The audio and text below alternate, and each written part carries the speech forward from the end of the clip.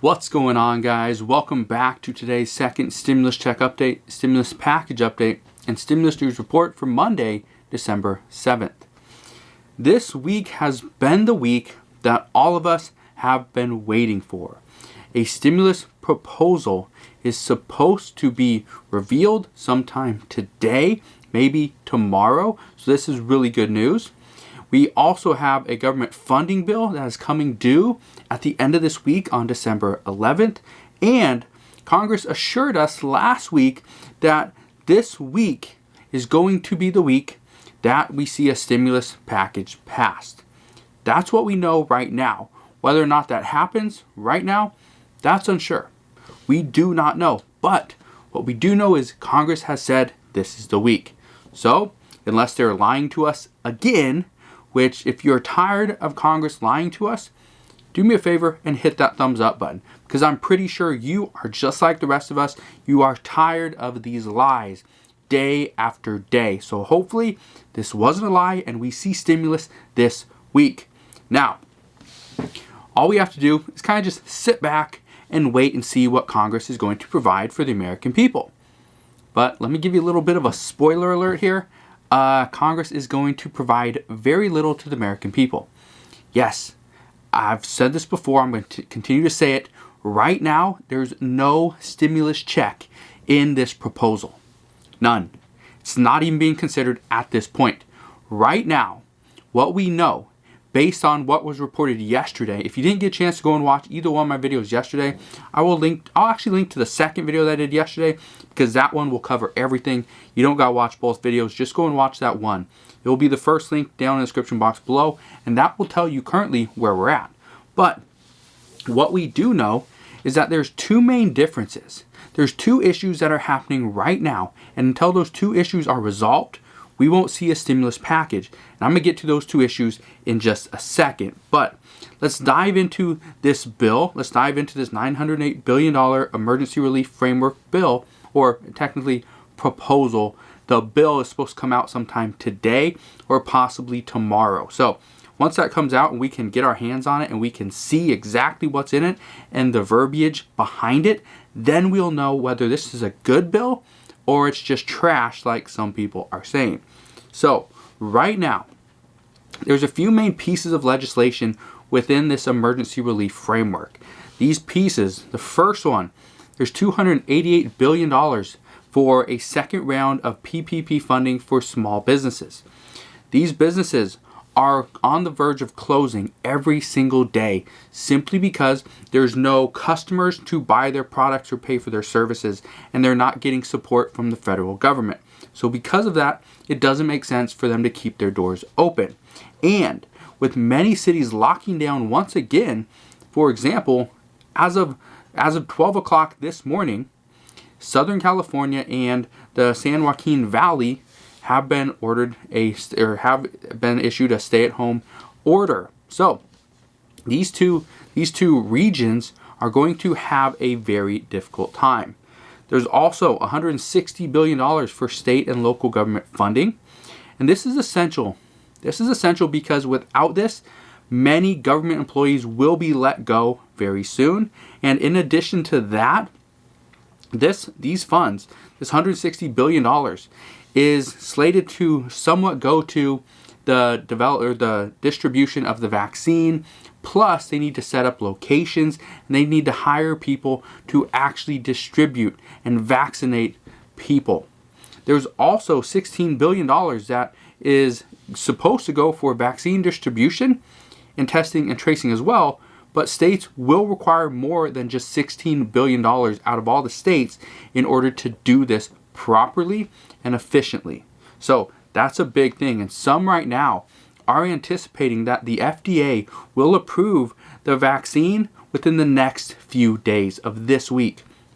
So by Wednesday, we could see an approval from the FDA, which means we could start rolling out. And definitely President Trump has said, as soon as the FDA approves the vaccine, we will start rolling out the vaccines the following day. So that means if it gets approved, let's say on Wednesday, by Thursday, according to President Trump, we could see the first person getting their vaccination. So again, That's just a report. That's what we know right now. Also, there's $180 billion for additional unemployment. A lot of people that have been working through this pandemic are very upset by this, and I understand why. You've been working, you've been risking your life, and you're not getting compensated the way you should be. That is on your employer. Your employer should definitely be paying you more. And if they're not, walk into your employer's office and ask for a raise. Let them know that you've been risking your life day after day after day, coming into work for them, for the good of the company, and you should deserve a raise. Now, if you don't want to do that, fine, I get it. Most people do not feel comfortable asking for a raise. But there are people out there that have been looking for a job. Right now, the reports state that there's roughly between 4 to 5 people for every 1 job currently available here in the United States. Those 4 or 5 people cannot go and get that 1 job.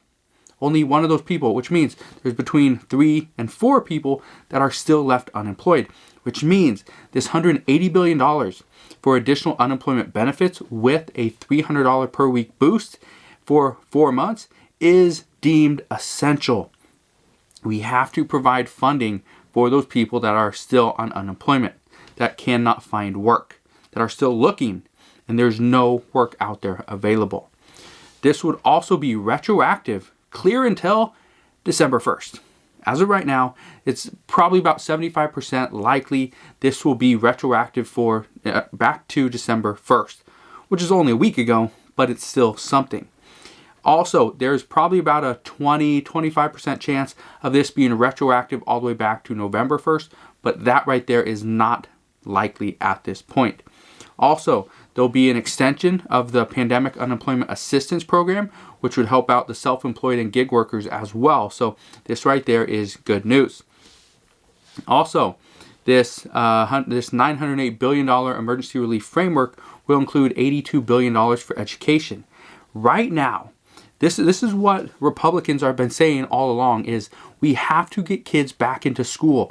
If we can't get children back into school, then, and that needs to be a priority, then that means that parents have a tough time deciding whether they go to their job and they keep their kids home alone, or, and if they're old enough age, or do I don't go to my job, I quit my job, or just let them know I can't because I have to take care of my kids.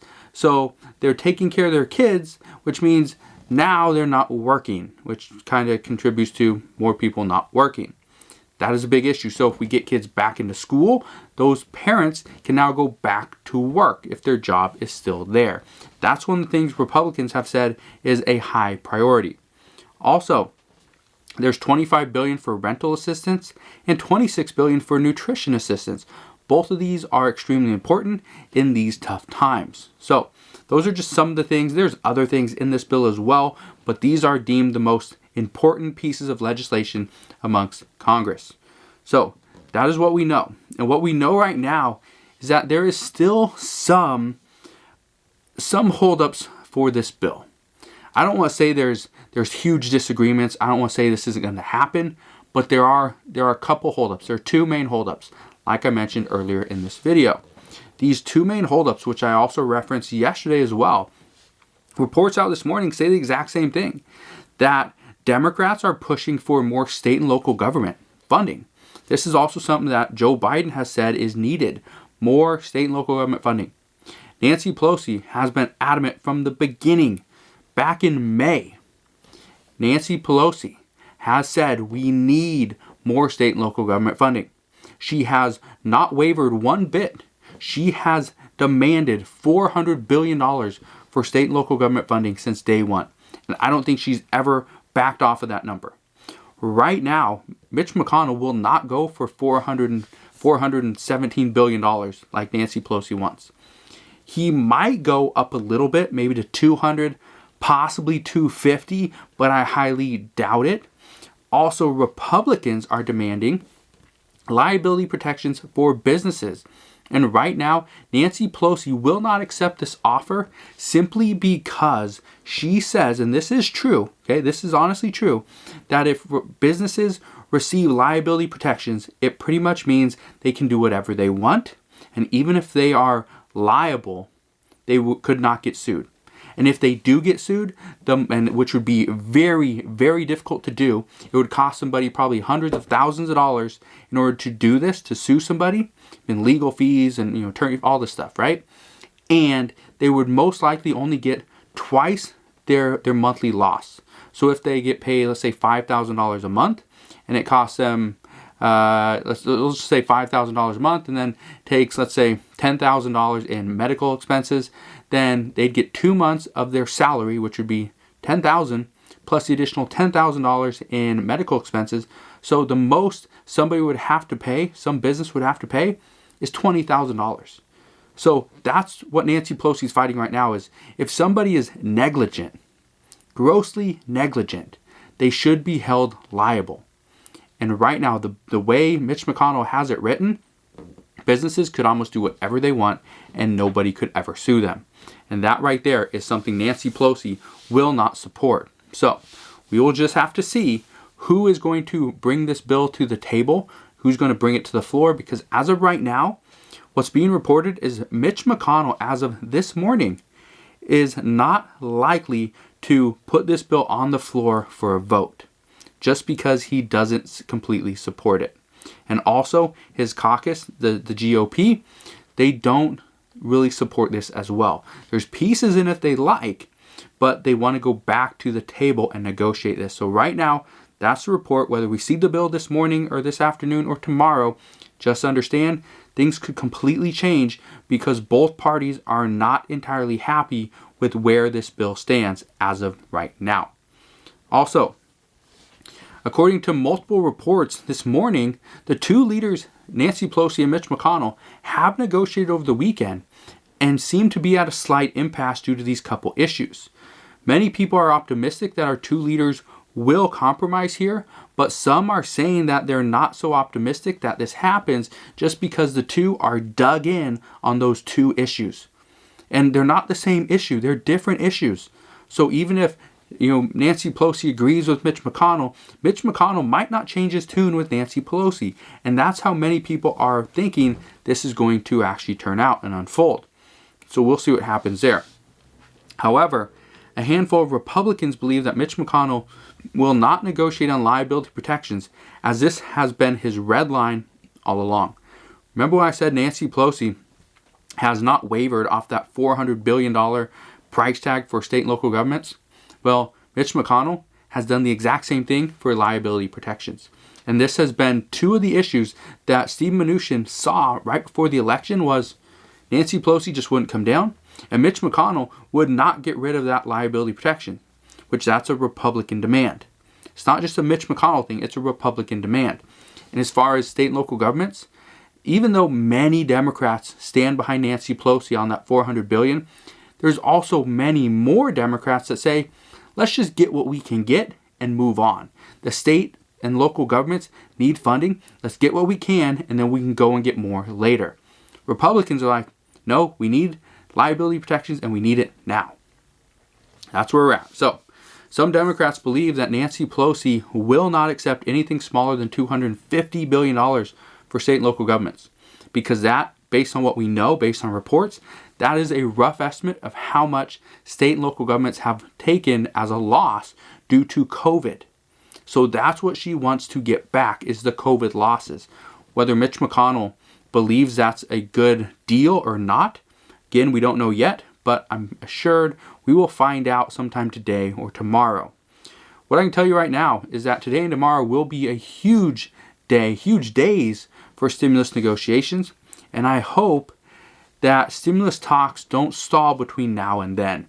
If they do, again, all this stuff could break down, and being this close to the finish line will be devastating to many businesses, many people, and the economy as a whole. So we'll just have to wait and see what's going on. But let me tell you about some stimulus that you can get right now if you need it.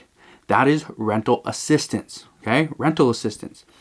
And the reason why I want to bring this to you, because you're probably thinking, well, why do I need rental assistance when the government's going to pass a bill any day now where there's $25 billion in there for rental assistance? Here's the reason why. First, this is something you need to be aware of.